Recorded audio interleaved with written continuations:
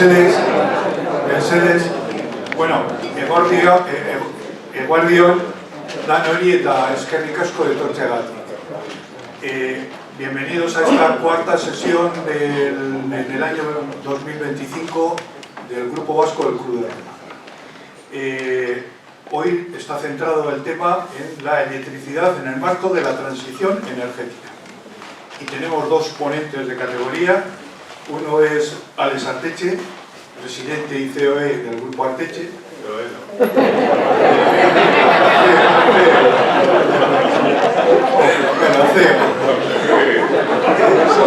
Son los nervios, estaba ya desordenado.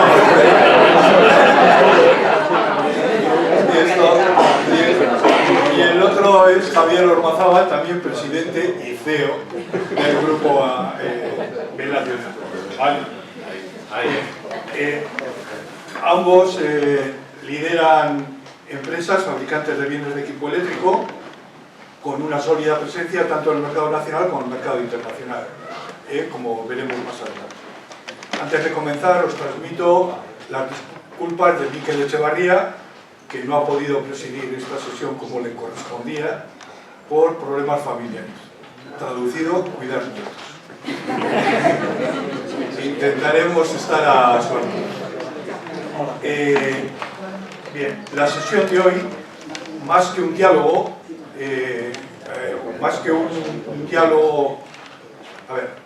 la sesión de hoy será más un diálogo abierto que una ponencia cerrada, como suele ser. Queremos conversar con ambos ponentes sobre el papel de la electricidad en la transmisión energética, tanto desde la perspectiva global como la local. Hablaremos sobre la seguridad de la cadena de suministro y las tecnologías implicadas, desde las más consolidadas, es decir, eólica, fotovoltaica, hidráulica, hasta las emergentes, hidrógeno, biocombustibles. Supongo que seguirán saliendo esto, y si no en el diálogo inicial, pues en el diálogo posterior. Recordemos que el objetivo de la transición energética es la descarbonización de la economía y mitigar el cambio climático, teniendo en cuenta que actualmente el 80% del consumo energético proviene de combustibles fósiles y solo un 20% de la electricidad. Bueno, sin más, paso a presentar a ambos ponentes. Alex Arteche es presidente y CEO del Grupo Arteche, es ingeniero industrial, ingeniero eléctrico, en máster en control de procesos de ingeniería y sistemas, lleva 25 años en la empresa, tras una etapa previa en otras compañías. Es la tercera generación del Grupo Arteche. Ha liderado la internacionalización del grupo, que hoy Arteche está presente en 175 países, los productos de Arteche y diferentes empresas, luego nos comentará, y ha impulsado la innovación tecnológica, y su enfoque se basa en el dominio de la tecnología y en el desarrollo del conocimiento y de las personas del proyecto Arteche. Javier Ormazábal, presidente y CEO del Grupo Velatia, es economista de por la Universidad del País Vasco y ha realizado estudios en la London Business School y en el IES. Sí, yo paso por ahí, ellos por mí no tanto, pero... Vale. Toda su trayectoria profesional está ligada a Velatia, de la cual es presidente desde el año 2012. Además preside la Federación de Industrias Tecnológicas Europeas, es miembro fundador de la Asociación de Empresas Familiar de Euskadi.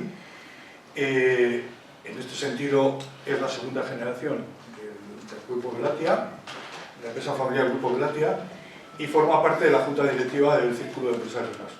También ha estado en otra serie de temas como el Consejo Asesor Regional de BBVA, la Fundación Novia Sarceo, etc. No vas a hacerlo breve. Vale, esto, entonces, el esquema de hoy, del trabajo, de la reunión de hoy, será una primera parte en la cual yo haré algunas preguntas a ambos ponentes, ellos desarrollarán lo que consideren oportuno, comeremos y luego tendremos el diálogo, ¿vale? Para los que nos quedemos en la comida. Bueno, entonces, Yo creo que lo primero es la presentación de cada empresa, Arteche y Ormazábal, y papel que juega en la cadena de transporte, distribución y regulación de la energía eléctrica.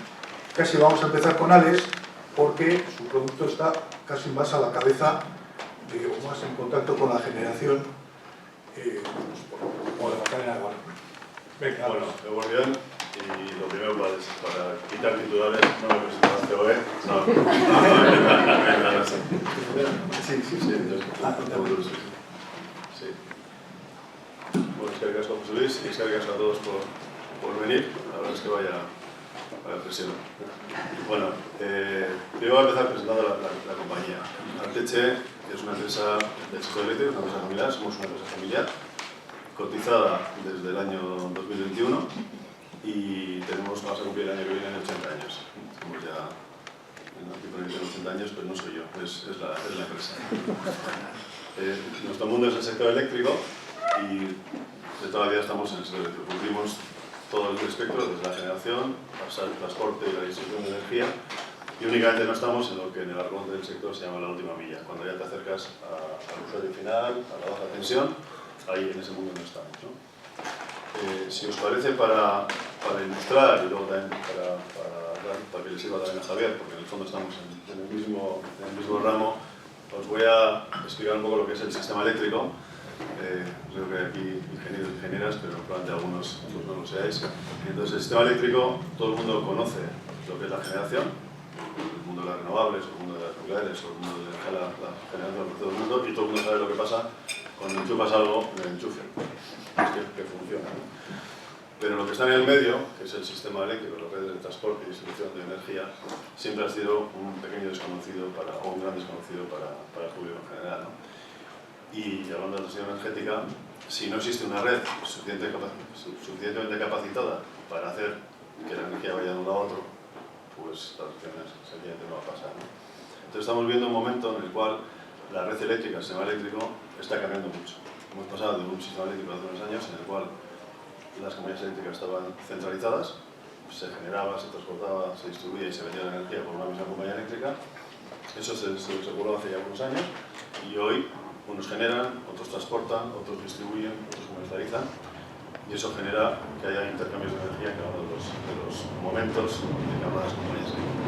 Pero además de eso, estamos avanzando en que la generación pasa de ser una generación tradicional a generación renovable, y las plantas renovables tienen una característica que con la misma potencia que antes se sacaba una planta hidráulica o una planta nuclear, ahora hay 2, 3, 5, 20 pequeñas centrales renovables, solares, eólicas, etc. Y eso hace que esté mucho más distribuido. Pero además eso te da el potencial de acercarlo al usuario, con lo cual las centrales están más cerca de los usuarios. Pero además, si tenéis alguno, una casa y tenéis techo solar en vuestra casa, puede estar generando, pero puede estar vendiendo, depende del momento del día, ¿no? Pero además, los países se tienen que interconectar, porque la demanda fluctúa y hay intercambios de energía entre países. Y además, la energía viene de diferentes sitios, ya no viene solo de tierra, viene del mar también, tenemos parques offshore. Y encima no queremos depender de determinados países no amigos y quieres tener una independencia energética, ¿no? Todo eso, todo junto, hace que la red se esté repotenciando, se esté mallando, se esté interconectando, se está haciendo cada vez más sostenible.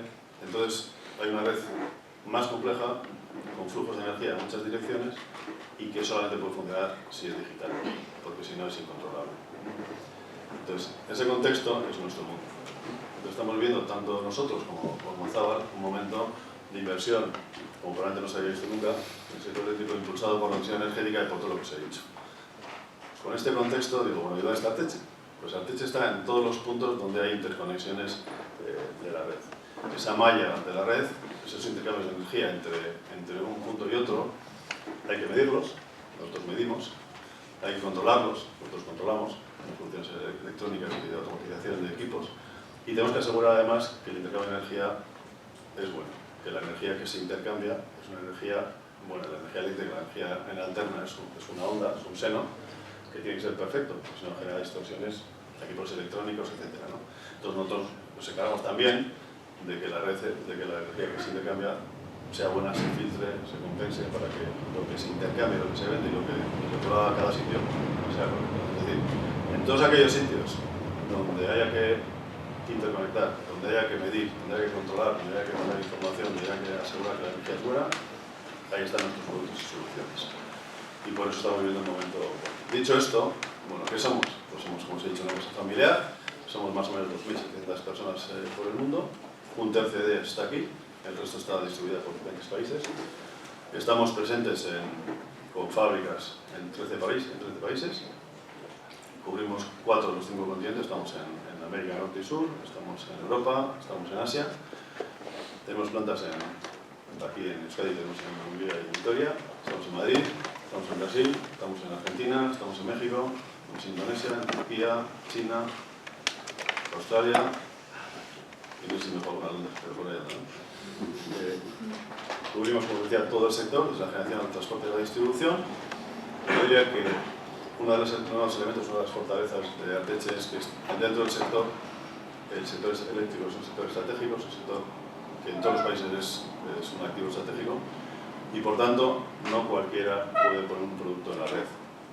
Para poner un producto en la red, vaya por el camino que vaya, tienes que estar homologado y aprobado por el cliente, o sea, el dueño final de la red, que es la compañía eléctrica. En este caso del Estado, pues es la red eléctrica, Redella, en lo que es transporte, o Iberdrola, Naturgy, Endesa, en lo que es distribución. Esos clientes lo que hacen es aprueban qué equipos pueden ir a la red, o sea, te homologan. Nosotros estamos homologados en más de 1.500 utilities en el mundo, que probablemente no os llega nada a ese número porque es un número, pero son prácticamente el 90%, porque salvo el caso de Estados Unidos, donde hay como 3.000 utilities, en el resto de los países hay desde 1 hasta 5 o 10, ¿no? Es decir, estamos en todo el mundo homologados. Y esa es la gran fortaleza que tenemos, que es tenemos la confianza de todas las eléctricas del mundo prácticamente, lo cual nos permite llegar a ellos y ofrecerles soluciones y productos. Y bueno, la dimensión, pues somos una empresa de 500 millones de euros más o menos, como decía antes, cotizadas desde el año 21 y toma. Vale, a mí me parece bien. Javier. Bueno, yo soy Javier Ormazábal, como os hemos dicho. Hoy voy a hablar de Ormazábal, que es una empresa que pertenece al grupo Velakia y que es la que tiene relevancia a efectos del tema del que estamos hablando. Después de la explicación de Alex sobre el sistema eléctrico, pues simplemente añadir que el sistema es en sí muy complejo. Cuanto más capilaridad tienes y cuanto más te acercas al consumidor, más diferentes son las redes de unos países a otros, porque hay una lo que se llama la topología, el diseño de la red, que proviene de orígenes muy diferentes en muchos sitios. En España es un país muy especial porque tenemos redes de origen de diseño americano, estadounidense, de diseño británico, que ya no queda prácticamente nada, y la influencia francesa, alemana y demás, poco a poco van confluyendo en algunos parámetros, pero tienes una red instalada sobre la que hay que operar. Eso genera una complejidad especial. En nuestro caso, favorece el hecho de que para tener éxito en un territorio tienes que ser capaz de adaptarte mucho a ese territorio, y eso es uno de los puntos fuertes que tenemos como Ormazábal. En Ormazábal hacemos los nodos de distribución, es el punto donde desde la red, que es una red de media tensión en la que nosotros hablamos de distribución, tienes las tres funciones fundamentales que hacemos nosotros. Tienes una función de protección de la red en la media tensión. Eso quiere decir que nosotros somos responsables de que la red de media tensión esté lo más protegida, sea lo más robusta y sea lo más segura posible. Y lo que hacemos a través de equipos de protección que detectan o que reaccionan, sea con fusibles o con otras tecnologías, a posibles distorsiones de la red que pudieran afectar al propio funcionamiento de la red y por tanto a la calidad de suministro y a la seguridad de la red, y reaccionan igual que lo hace el interruptor de casa. Enciendes o apagas. Un poquito más de complejidad, unos poquitos voltios más, pero básicamente la operación es esa. Con lo cual ahí somos responsables de que haya una continuidad en el suministro, que haya seguridad para la propia red, los sistemas, los equipamientos, etcétera, y también que haya seguridad para las personas cuando tienen que operar o tienen que funcionar con esa red. Por supuesto, la digitalización es un elemento extraordinariamente importante y para eso necesitamos algo en lo que Arteche en concreto son muy buenos, que es en la parte de detección y sensorización, identificación de cualquier elemento que pueda distorsionar la red, y eso es lo que permite que nuestros sistemas reaccionen en tiempo y medida. Hay otras tecnologías, está la electrónica de potencia, en la que también todos intentamos entrar, aunque hacemos relativamente poco, pero básicamente lo que intentamos es que cuando esa onda que debería ser perfecta, salvo que la mires con lupa, y entonces tiene otra cosa que se llama, me decía hoy Guillermo, que se llaman armónicos, suena muy bien, pero no son buenos, quiero decir, puede generar problemas. Pues bueno, hay una cantidad de tecnología ahora mismo en aplicación muy importante para garantizar el buen funcionamiento de las redes de distribución. Luego nosotros fabricamos transformadores no de medida, sino transformadores de potencia, es decir, pasas de un voltaje media tensión a baja tensión. También es verdad que no pasan de un sitio a otro, sino hay baja tensión y media tensión, es un elemento estático cada vez más relevante en las redes y que tienen una importancia muy alta porque hay una cosa que se llama las pérdidas, que es lo que, sin que haya consumo nadie consumiendo y tirando el consumo, el propio transformador, por el calentamiento que sufre al pasar la energía, los bobinados, lo que tiene, consume energía. Entonces, esas pérdidas son un elemento relevante luego para hablar de la transición energética. Si sumaras las pérdidas de todos los transformadores antiguos que hay en la red española, y las eliminaras por transformadores más nuevos, podrías eliminar una central nuclear prácticamente. Eso ya ocurría hace unos cuantos años. Ahora, hacer eso cuesta un montón de pasta. Es parte de lo que esperamos con esta ola de modernización de las redes. Y luego hay un apartado donde nosotros nos quedamos en el nodo de distribución, tenemos los cuadros de baja tensión, desde donde sale la energía, digamos, que luego alimenta pues, este club, la estación o un montón de consumidores. También hay consumidores en media tensión, normalmente industriales, entonces el esquema es un poco distinto, no tendríamos esos cuadros de baja, habría otros equipos. Nosotros nos responsabilizamos del nodo y tenemos tres tipos de clientes principalmente. El original, las compañías eléctricas, los dueños de la red, que son los que buscan garantizar el suministro de energía en unas condiciones fiables, predecibles y que puedan ellos operar, maniobrar, mantener la red de una manera sencilla y segura. También tenemos abonados que consumen directamente media tensión, entonces tienen otros requisitos adicionales que hacen que los productos sean un poquito más especiales, incluso a veces más sofisticados. Y luego tienes todo el mundo de las renovables, que tiene una característica especial, y es que pueden consumir energía de la red, no es lo normal, están pensados para inyectar energía en la red, y eso genera una serie de necesidades específicas en todo el diseño de las soluciones, en las que también estamos muy implementados. Otros usos, la carga de vehículos eléctricos, los superchargers, pues el 20% de los superchargers de Europa están alimentados en centros de transformación, en nodos que hemos proveído nosotros, o para sistemas de almacenamiento o sistemas de alimentación de producción de hidrógeno limpio de los electrolizadores, pues hay una parte de instalaciones que se dedican a ese tipo de solución. Básicamente, solo como complemento a lo que decía Les, es decir que la energía en su parte de distribución está evolucionando de más centralización a más distribución. No solo la energía funciona igual, pero de la gestión.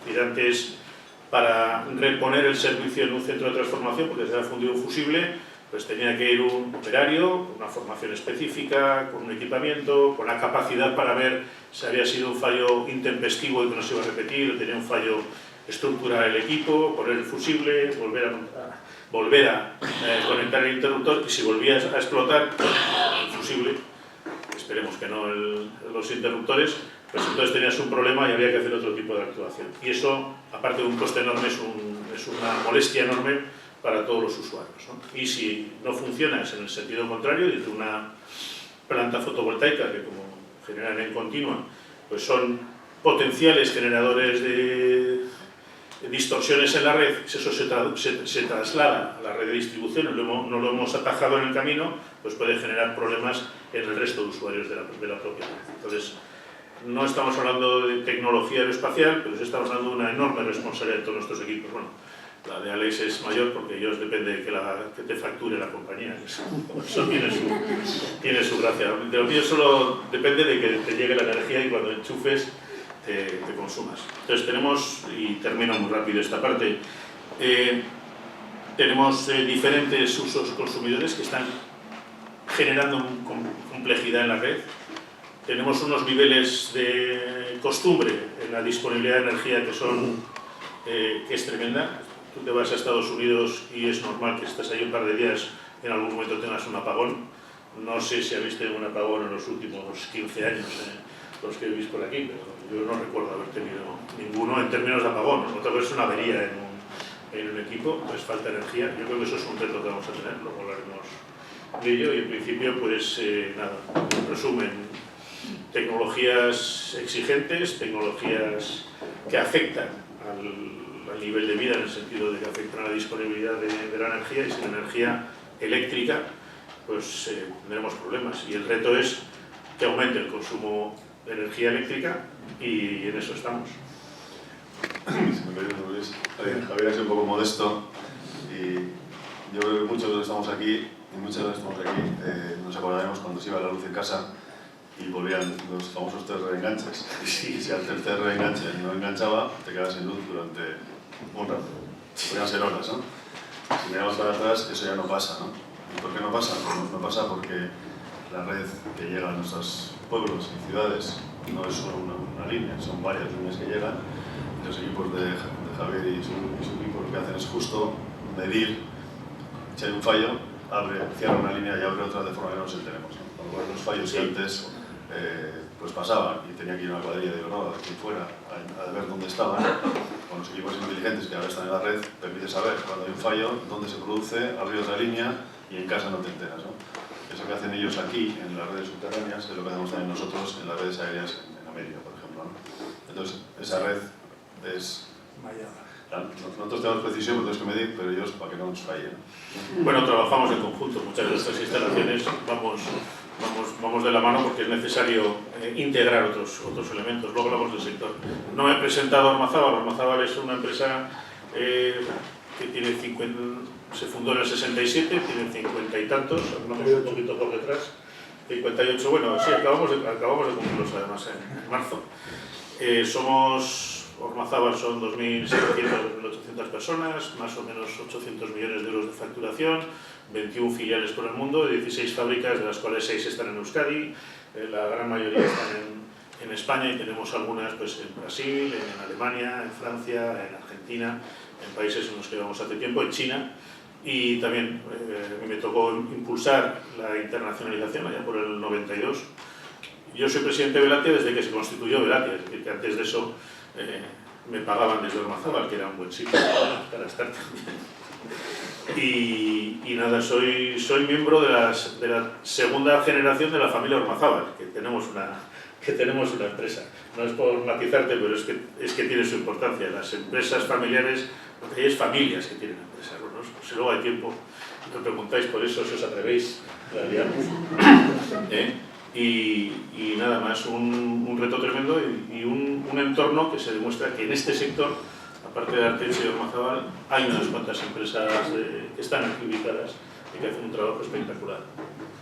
Bueno, como veis, o como habéis deducido de la exposición, tenemos dos representantes que van desde los 800 kilovoltios, es decir, los 800.000 voltios, para manejar hasta la media tensión 37 y descender hasta los 37 kilovoltios, 37.000 voltios. Sí, depende del país, casi 45, es lo que sería el rango superior.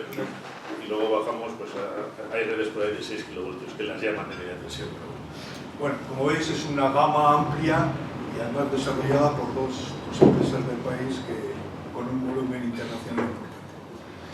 Entonces, una vez presentadas las dos empresas, la primera pregunta, Javier, igual viendo la inercia, es ¿qué objetivos se plantea la transición energética, sobre todo en relación con la neutralidad tecnológica y la interdependencia y la independencia energética como país? En la introducción que se os ha entregado creo a todos ya se habla un poco de los objetivos de los países, los objetivos del Acuerdo de París, de la Unión Europea y demás. La transición energética, en mi descripción, es el proceso en el cual se pretende que, sin perder los atributos y las cualidades y los beneficios que nos ofrece tener una disponibilidad de energía como la que tenemos, poder contribuir a no empeorar o incluso a mejorar de alguna manera cuál es la situación de nuestro entorno natural, entorno climático, etc. Entonces, pasa básicamente por descarbonizar. Hay otros elementos que pueden estar implicados ahí, pero básicamente se simplifica mucho diciendo, bueno, la emisión de CO2 hay que procurar reducirla por los efectos que tiene sobre el medio ambiente, sobre el clima, sobre el cambio climático, y tienes tres maneras tradicionales de abordar este tipo de situaciones. Una es la más eficiente, que es ahorrar energía.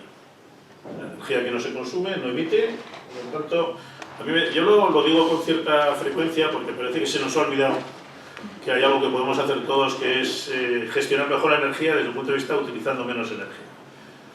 Otra forma de utilizar menos energía es que los productos y servicios que tenemos a nuestra disposición cada vez son más eficientes desde el punto de vista energético, y eso es un punto que no debemos perder de vista, en mi opinión. El otro es básicamente el mejorar todo es el funcionamiento del sistema eléctrico, es decir, utilizar fuentes de energía renovables, hacer que estén disponibles a través de una red de distribución que permita hacer llegar en buenas condiciones la energía renovable, y además complementar la volatilidad, la variabilidad que tiene por su dependencia de factores como el sol o el viento, que no son garantizables, hacer las inversiones adecuadas para poder complementar esos huecos en la capacidad de generación de la manera más eficiente posible. Hoy por hoy se hace con fuentes alternativas, es decir, con gas, con gasóleo, con carbón, en el mundo de muchas maneras, pero también se empieza a hablar de almacenamiento de energía en las redes para generar eficiencia y demás. Entonces, primero, ahorrar energía. Segundo, hacer más eficiente todo el sistema. Y tercero, sería el cambiar de vector energético. Eso que suena muy bien, en palabras de Luis Atienza, que es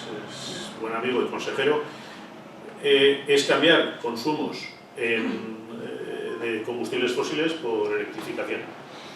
Bombas de calor en lugar de otros sistemas de calefacción, todo tipo de cambios de combustibles sólidos hacia la electrificación. Eso incluiría cualquiera de las fuentes, desde los biocombustibles hasta el hidrógeno generado con energía eléctrica renovable, etc. Y en los tres parámetros, en los tres elementos hay acciones pendientes de implementar, que son relativamente costosas y que tienen efectos de segunda ronda, es decir, eliminar consumos de gasóleo o de motores de combustión, pues perjudica claramente a sectores económicos muy relevantes y que además generan mucho empleo y que son muy necesarios para generar nuestro nivel de vida. Así que hay una cierta discusión, no solo sobre la foto final, que parece que hay una foto fijada para el 2050 en la que deberíamos de ser eficientes en el sentido de no tener aportaciones nuevas de CO2 en términos netos respecto a una fecha previa. Yo creo que la que se está usando ahora es la del 2005, que se quedó con el 1990, o eso va cambiando. Y estamos hablando entonces de transición energética, transición y descarbonización al ritmo adecuado que podamos pagarlo. Ese es el mensaje más sencillo. Ayer estuve en Europa en una reunión sobre los efectos de las tarifas y demás, y uno de los mensajes que salía es que tenemos que ponernos objetivos, ser ambiciosos, pero tenemos que ser tecnológicamente neutrales. Eso es una forma de hablar, en mi opinión, pero bueno, si luego lo podemos comentar más, ¿no? Pero la neutralidad quiere decir, vamos a ir a los objetivos, al cumplimiento de los objetivos, que haya menos emisiones. Que utilices una tecnología u otra será en función del nivel de desarrollo de la tecnología, de su eficiencia, de su coste, de condiciones de entorno en cada uno de los sitios. Pues no es lo mismo en el norte de Europa, que disponen de una cantidad de hidráulica tremenda, que en el sur de Europa, donde tenemos una capacidad de generación de renovables muy fuerte, sobre todo en la parte fotovoltaica. No podemos ponernos todos a una solución única, y además dependerá un poco lo que cada uno esté como consumidor dispuesto a sufrir a cambio de estos beneficios globales. Lo que ocurre normalmente, o por lo menos ocurre claramente en España, pero bastante claramente en Europa, es que todos queremos cosas limpias, eficientes y demás, pero el dinero nos lo gastamos en lo más barato. Básicamente, tenemos que convencer a la población para que estos compromisos que cuando los comentas en la máquina de café todos estamos muy de acuerdo, pero luego al final dices yo tengo que comprar esto y me cuesta 2 euros más y dices, joder, 2 euritos aquí, 2 euritos allá, mi economía personal la pongo quizás por delante, ¿no? Entonces hay unas cuestiones también de educación que tenemos que tener y que me gusta resaltar. No todo es tecnología, sí que es verdad que hay tecnologías más maduras y menos maduras, y que ahora mismo se están priorizando unas respecto a otras y se está revisando eso a nivel europeo. Luego está el efecto de, si haces tú todo el esfuerzo en Europa, ¿de qué te sirve si a nivel global representamos lo que representamos y en otros entornos no toman esas medidas? La verdad es que Europa históricamente, yo creo que ahora también, tracciona bastante del mundo en ese tipo de tendencias. O sea, ahora mismo en Estados Unidos, si te vas 2 meses y medio atrás, que es el tiempo que lleva el bueno de Donald Trump, el presidente, pues sí que había una cierta predisposición a hacer inversiones y a tomar medidas de contención del cambio climático. Esperemos que siga haciendo así. Y en buena parte del mundo también se está ocurriendo. No sé si sabes si es como una excusa para poder poner ciertas tecnologías que te vienen bien o si es como un elemento final, ¿no? Entonces, la transición energética yo creo que es un tema imparable, es una cuestión de a veces de ritmos y de voluntades. Y luego lo otro es el cambio de vector energético, pues es muy importante porque como decíamos al principio, solo el 20% del consumo energético total es energía eléctrica. Así que pensar en que vamos a eliminar el 80% de los consumos energéticos, pues igual sería bueno ir clasificándolos por orden de cuáles deberían desaparecer primero, ¿no? Yo leí hace muchos años a Josué Oliman diciendo que las expectativas a largo plazo era que va a haber más consumo, en general, mucho más consumo energético y que van a tener hueco todas las tecnologías. Bueno, yo espero que algunas tecnologías, por su propio pie, porque dejen de ser atractivas para el mercado y porque dejen de ser competitivas, vayan desapareciendo. Eso sería muy buena señal, porque quiere decir que las otras tecnologías más alineadas con estos objetivos de cambio climático pues van siendo competitivas y llegando a unos desarrollos suficientemente interesantes. Por muy competitiva que sea la fotovoltaica, que lo es, a coste de digamos, inversión, eficiencia, coste kilovatio hora, no puedes poner fotovoltaicos en todos lados. Puedes hacerlo, tiene cierto sentido. Y lo mismo te pasa con la eólica marina es extraordinariamente cara, aunque parece que dan los números. Bueno, tenemos muchos retos que hacer ahí y yo siempre recuerdo que uno de ellos es el que tenemos que hacer todos nosotros porque ese efecto del consumo, de no consumir, es lo que más ayuda en la transición energética. ¿Quieres añadir algo?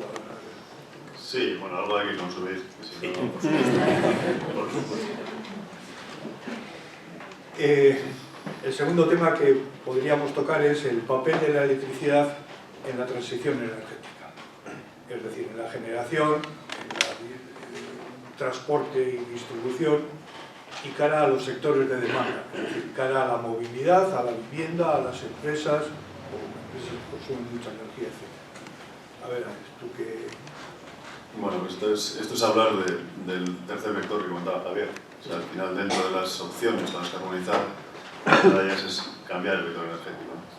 Y hoy, dentro del montón de fuentes de energía que utilizamos, como ha dicho José al principio, solamente el 20% más o menos en el mundo, en España es el 25%, de lo que se consume es energía eléctrica, ¿no? Y solamente un 50% es energía renovable. Es decir, cuando hablamos de España, por ejemplo, que es un país que tiene un porcentaje de renovables muy alto a nivel mundial, solo el 12% de la energía que utilizamos es renovable. Todo el resto es energía no renovable, ¿no?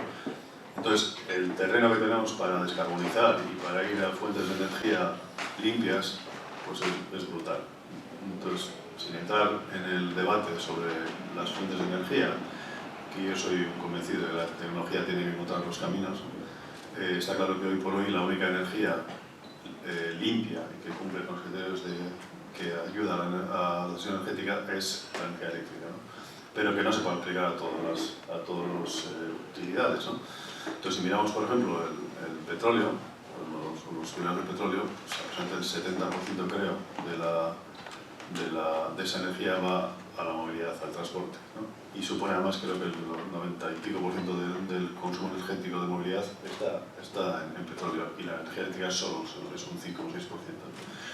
Pero en cambio, en el lado de la industria, que es otra de las fuentes de consumo, donde la mayoría de la energía que se consume en la industria viene fundamentalmente del gas, pues ahí sí hay un espacio para descarbonizar utilizando otro tipo de instalaciones que se alimenten por energía eléctrica.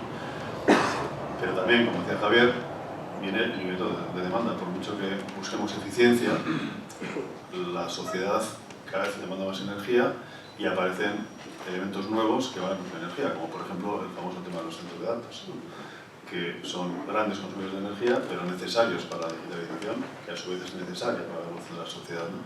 Todo eso marca un terreno en el cual vamos a seguir consumiendo energía, va a crecer, pero además tenemos que descarbonizarnos. Entonces, las expectativas de las proyecciones de las diferentes instituciones es que la energía eléctrica pase a suponer un 30-35% del consumo total de energía, creo que es para el 2030-35. Y eso en sí mismo es un crecimiento de la demanda muy fuerte, que es pasar de un 20 a un 30, que si ponemos en porcentaje de crecimiento anual, pues es una burrada, son crecimientos muy superiores a los que hemos visto hasta ahora, ¿no? Y eso crea un problema del sistema. El sistema no está preparado para absorber ese crecimiento, porque las redes no están preparadas para ello. A veces cuando hablamos de redes, pues parece que es una cosa desconocida, como decía al principio, pero si lo llevamos a un plano casero, ¿no?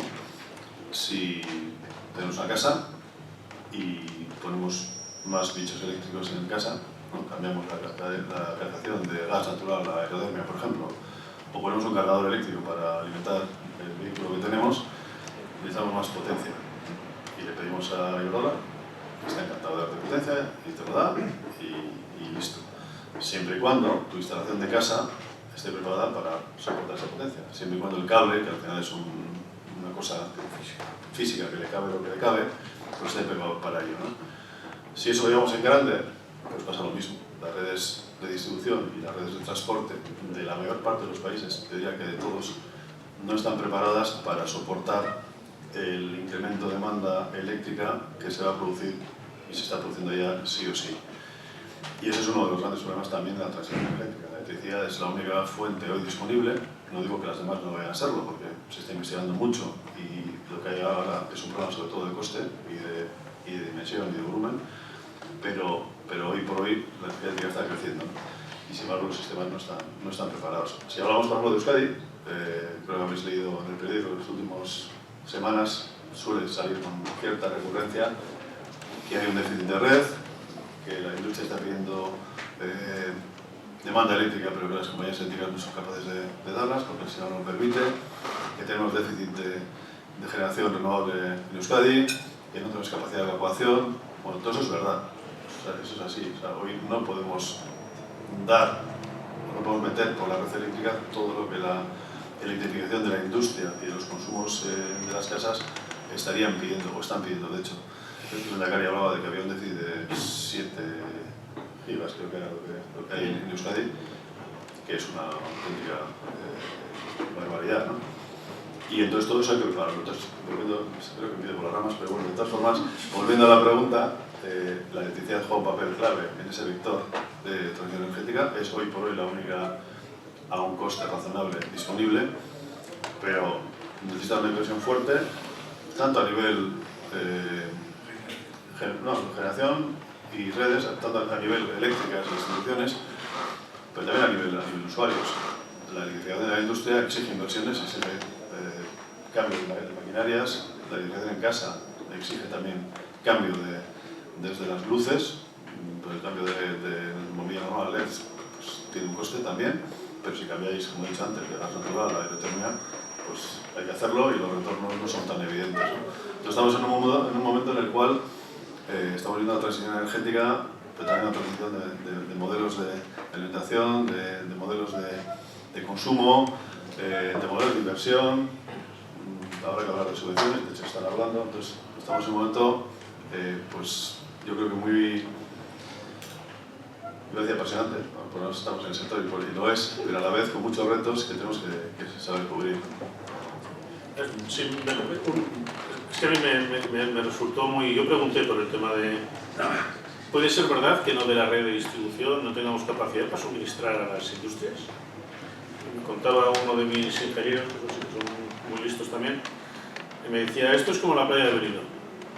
La playa es más pequeña de lo que da de sí para todos los que quieren ir. Entonces hay gente que madruga, deja la toalla y se va a tomar unos potes. Pues cuando llega está la toalla ocupada. Bueno, pues con los puntos de conexión pasa lo mismo. El orden, por una cuestión de normativa y regulación, el orden de llegada te da derecho al punto de conexión. Si tú saturas puntos de conexión, aunque no haya consumo, ya estás saturando la red. Ya estás diciendo que tienes un compromiso de en ese punto de consumo, si quiere consumir le tienes que dar la energía, con lo cual no puedes darla en otro lado. Es como la playa de Benidorm. Si hubiera un vigilante que dice media hora a la playa no hay nadie, si le llevo una toalla, probablemente habría más gente en la playa tomando el sol, o habría menos gente tomando potes o haciendo recados.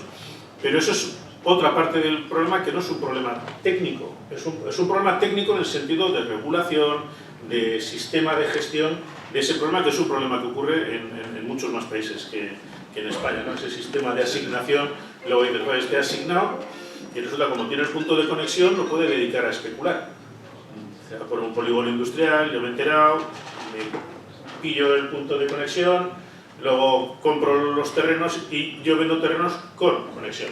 No sé, o sea, te puede pasar un montón de cosas. También la picaresca y la forma que tenemos de gestionar requiere unas vueltas. Yo no digo que los problemas sean sencillos de solucionar, pero este me parece un tema. Y luego otra cosa que a veces da la sensación de que no.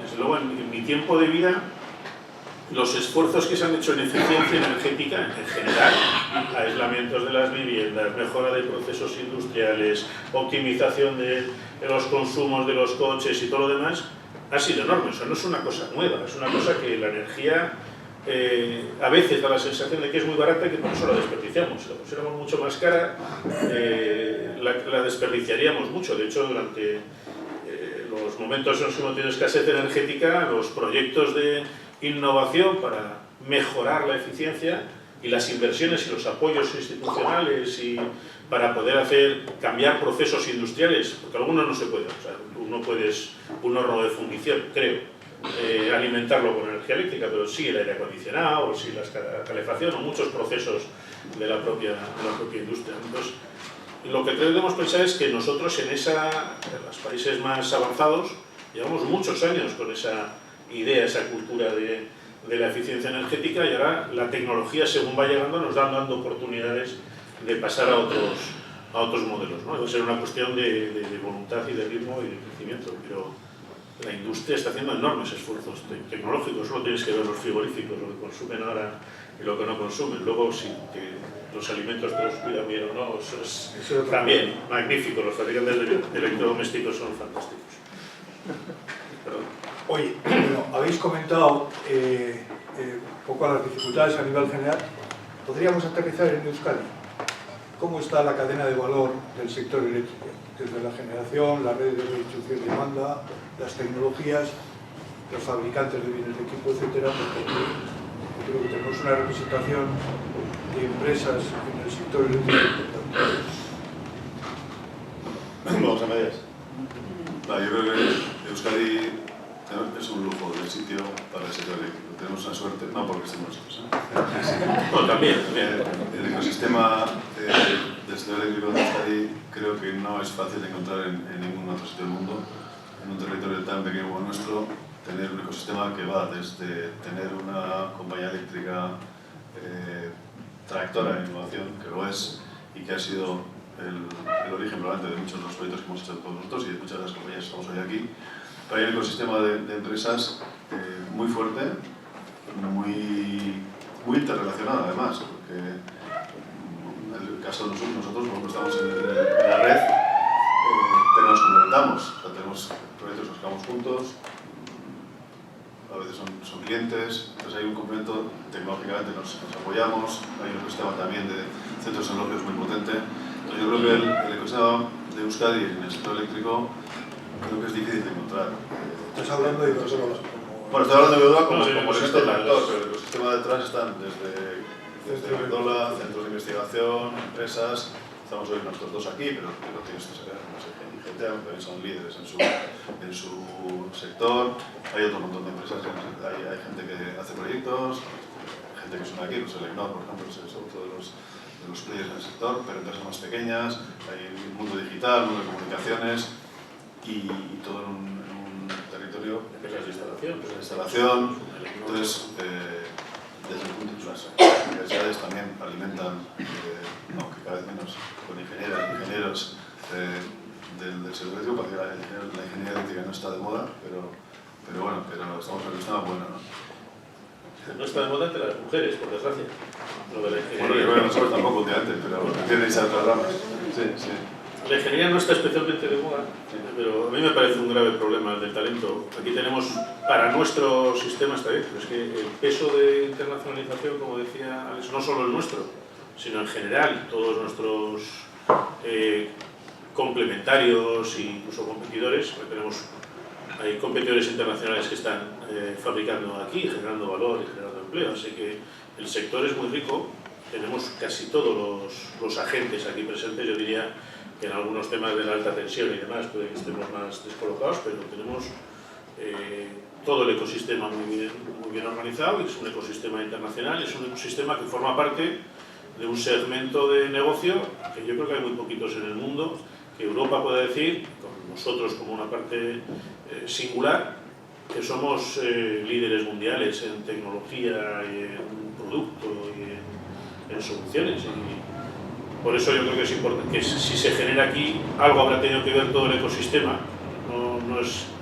No es mi hábito decir que las instituciones y demás algo habrán hecho también bien, pero yo creo que es importante el que en un momento en que esto empezó a funcionar, pues se desarrolló una facultad de ingenieros, una facultad de Derecho y Económicas líderes, que se generaron 2 bancos que ahora son uno, y una plaza financiera que permitió hacer muchas de las cosas que estamos haciendo ahora por tener los elementos, además de uno fundamental, que era la necesidad. O sea, después de momentos malos, tienes mucho conocimiento que vino de Inglaterra o de otros sitios que venían, y mucha capacidad de absorber y suministrar y hacer cosas, ¿no? Y ves las épocas en las que se crean las empresas y demás, pues estamos hablando de segundas avanzadas, terceras generaciones y demás, de empresas que han estado aguantando los buenos y los malos momentos y desarrollando tecnología e innovación, porque competimos con los mejores. O sea, las marcas con las que nosotros competimos son los mejores del mundo y muy reconocidos y enormes. Yo suelo decir mucho que mis competidores participan en todas las pruebas de las Olimpiadas y yo solo participo en una, que es 3.000 obstáculos. Aquí sois muchos y tenéis esto. No sé si alguno sabe el nombre de un corredor internacional que haya ganado una carrera en su vida en 3.000 obstáculos. Yo no. Cuando me lo he aprendido luego se me ha olvidado, pero joder, es una carrera incómoda. Tienes que saltar una valla, se te mojan las zapatillas al caer al charco. Sí, pero en esa carrera que es muy incómoda, que no es más fashion y todo lo demás, en esas solemos quedar muy bien. Muy bien es podio. Y eso es muy importante. Y yo creo que a veces, cuando se ven sectores, ayudas, apoyos y todo lo demás, a los pocos que tenemos ahí arriba, y que además estamos vinculados a la nueva ola de la energía, de la transformación, de la descarbonización y demás, pues da un poco de mensaje positivo de decir, se puede competir desde aquí, si tienes todos esos elementos funcionando armónicamente. Y encima, si colaboramos entre nosotros, pues mejor. Eso de los 3 mitos va a copiar para la siguiente. No, luego hay un tema, viendo que hay también gente joven y seguramente tenéis familiares, va a hacer un poco de publi hacia el sector, ¿no? Es un sector además que encima comprende una cantidad de tecnologías diferentes, desde el mundo digital, comunicaciones, ciber, por supuesto la electrotecnia. Es un sector que tiene en este momento una transformación, una evolución, y es un sitio en el que yo creo que para la gente que está haciendo escuelas de ingeniería, pues es un sitio muy atractivo con muchas cosas y encima con un propósito asociado a transición energética que es atractivo, ¿no? Y a veces es desconocido. O sea, realmente el sector eléctrico tiene una imagen un poco antigua, pero está muy lejos de eso. Hay tecnologías que están lo más punteras en este momento en el sector. Y cuando la gente entra cuando las personas que salen de las escuelas de ingeniería entran bueno, y no solo matemáticas también, y otras carreras ahora en este momento que están creciendo, descubren un mundo que está aquí, que está en este ecosistema del que estamos hablando, que están en estas empresas de las que estamos hablando. Y la verdad es que eso es algo que tenemos que cuidar para que las generaciones sí se corren fuera, pero se queden aquí. Esa es un poco publicidad. Yo quería añadir una última pregunta.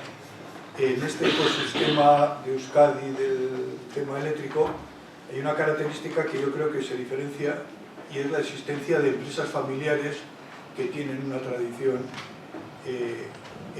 porque lo que yo he conocido en mis tiempos, pues aquellas empresas familiares que existían en Europa, los Baltó, los Trench, las alemanes, los Figner, etcétera, pues al final han sido absorbidas por multinacionales. No sé si esta característica de la empresa familiar es un elemento clave para el ecosistema. Si tenéis algo que añadir sobre esto, no. Bueno, yo soy director de Asterix. Yo creo que el 90% de las compañías privadas en España, el 80 y pico, si quitas Mondragón, si sumas Mondragón, pues el 60 y tantos, es muy fácil que las empresas en este país sean familiares, al menos que tengan origen familiar. Pues eso es fácil. Yo creo que hay una cosa que en el sector tiene mucha importancia, o la ha tenido históricamente, y es que somos un sector del muy largo plazo.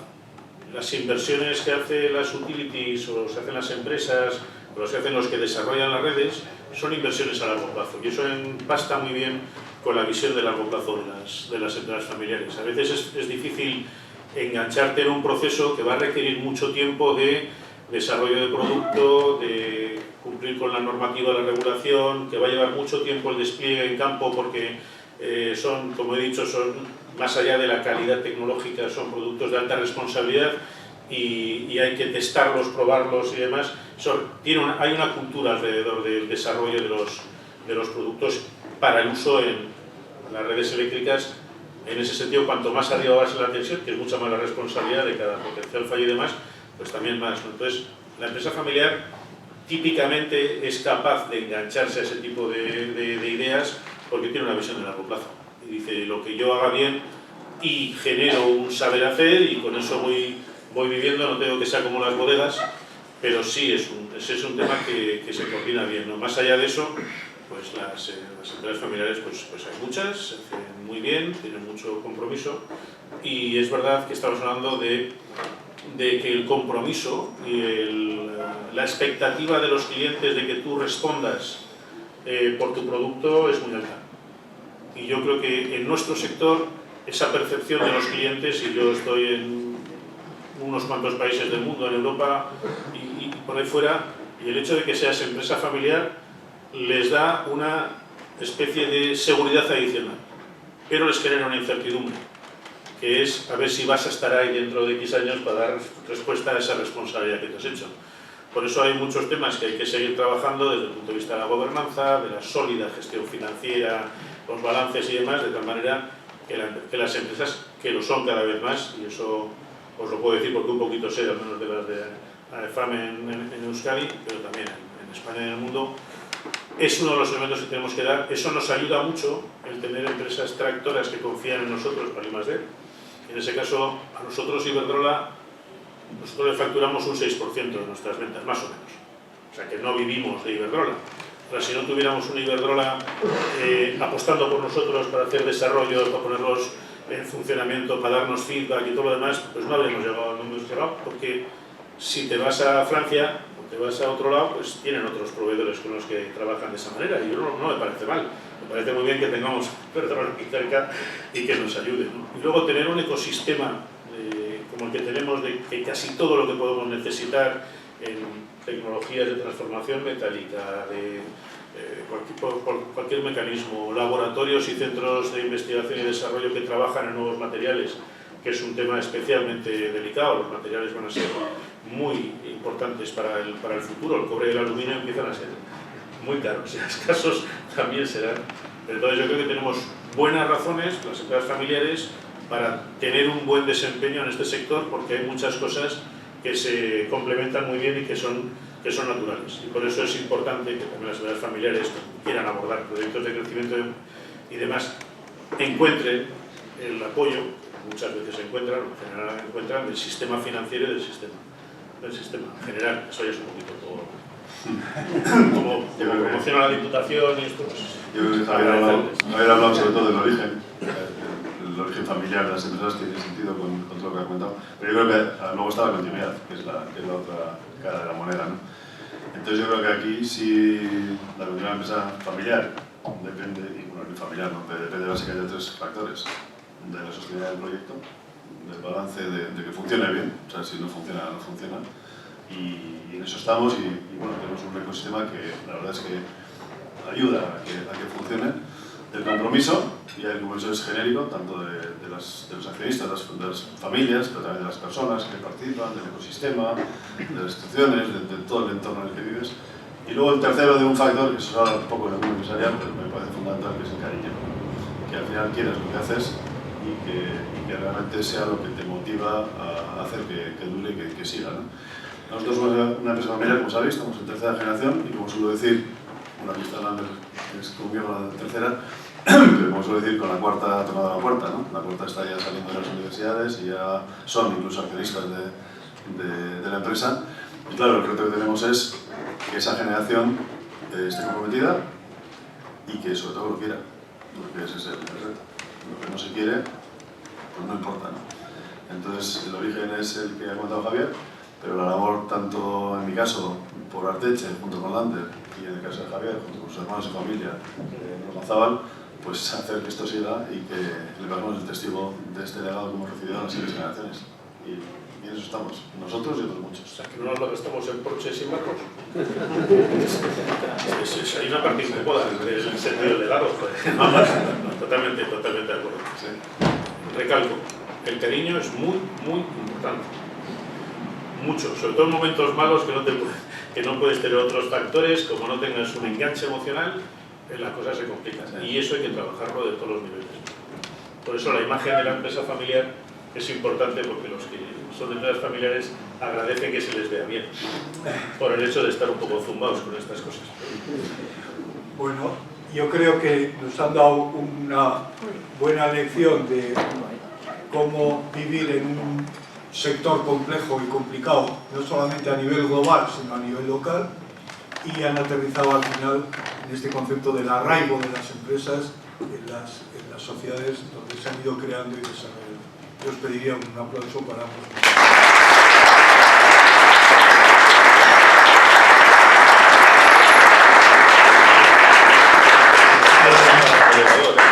Bueno, esto, para terminar, anunciaros que el próximo 9 de mayo tendremos otra charla, y esta vez vendrá Silvia Zinerman del Castillo, que es la copresidenta internacional del Club de Roma.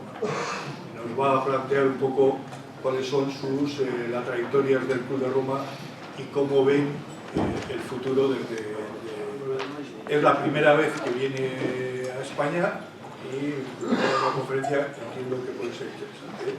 Viene por otro motivo, por el día 8 de mayo hay una de Bilbao, no sé si Ría 2000 o Metrópolis 30, hay una inauguración, y entonces, aprovechando ese evento, pues va a venir aquí. Os aviso para que recibáis la convocatoria. Bueno, y sin más, pasamos a la comida y luego tendremos la... Bueno, yo, como no lo he dicho al principio, pero creo que estamos de acuerdo Alex y yo, agradeceros la invitación y felicitaros por el nivel de convocatoria. La verdad es que yo no esperaba que esto fuera tan llamativo. Felicidades al grupo vasco del Club de Roma y nada, seguir así. Muchas enhorabuenas.